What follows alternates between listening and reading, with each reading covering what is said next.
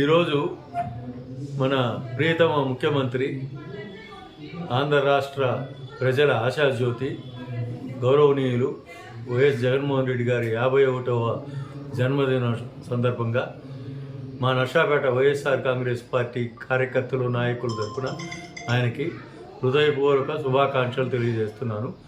జగన్మోహన్ రెడ్డి గారు ఇదే స్ఫూర్తితోటి రాజశేఖర రెడ్డి గారి ఆశయాలు, రాజశేఖర రెడ్డి గారు చనిపోయేటప్పటికి పథకాలు, ఆంధ్ర రాష్ట్ర భవిష్యత్తుని ఏ స్టేజ్లో వదిలిపెట్టిపోయారు. జగన్మోహన్ రెడ్డి గారు అక్కడి నుంచి మొదలుపెట్టారు.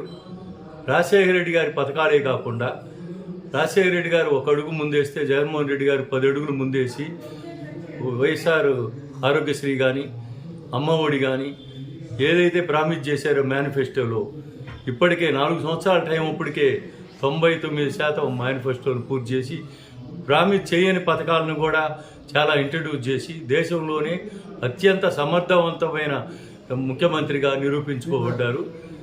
ఇదే స్ఫూర్తితోటి 2024లో జగన్మోహన్ రెడ్డి గారు వైనాట్ 175 అనేది సఫలీకృతమై మరలా ముఖ్యమంత్రి అయి ఇంతవరకు దేశ చరిత్రలో ఏ ముఖ్యమంత్రి కూడా నేను చేసిన పనితనం చూసి మీకు మంచి జరిగితేనే నాకు ఓటేయండి అన్న ముఖ్యమంత్రి లేరు.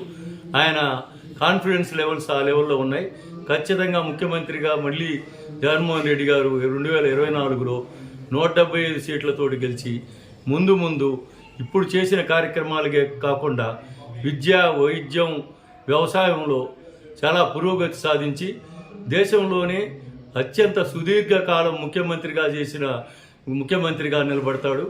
ఆయనకి రాష్ట్ర ప్రజలందరూ 5 కోట్ల మంది కూడా శుభాకాంక్షలు రేపు ఎన్నికల్లో ఓటు ద్వారా వేయబోతున్నారు.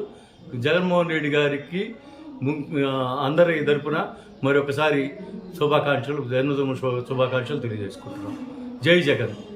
ఈరోజు జగన్మోహన్ రెడ్డి గారి బర్త్డే సందర్భంగా మరియు సెమీ క్రిస్మస్ను కూడా పురస్కరించుకొని పేద మహిళలకు బట్టల దానం అట్లనే అన్నదానం కూడా చేస్తున్నాం.